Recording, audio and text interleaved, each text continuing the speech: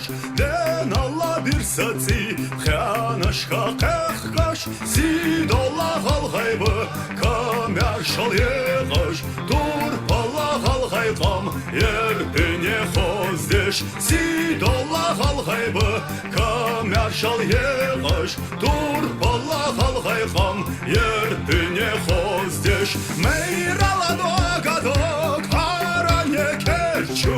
Ezdella qalıcı Haranye dekçu Adamlen merzası Doşo qalğayçı Qonaq idəxeyi Qura qalğayçı Adamlen merzası Doşo qalğayçı Qonaq idəxeyi Qura qalğayçı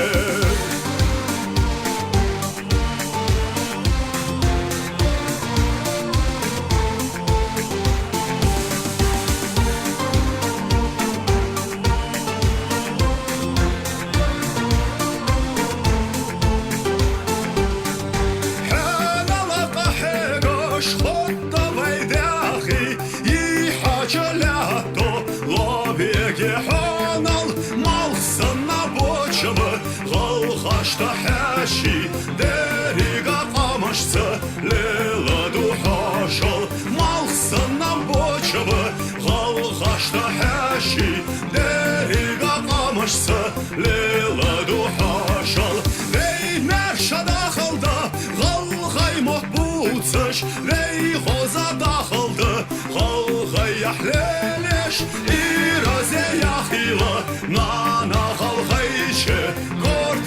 Yaxila, nana qalğayçı İrazə yaxila, nana qalğayçı Qort muqa yaxila, nana qalğayçı İrazə yaxila, nana qalğayçı Qort muqa yaxila, nana qalğayçı İrazə yaxila, nana qalğayçı Qort muqa yaxila, nana qalğayçı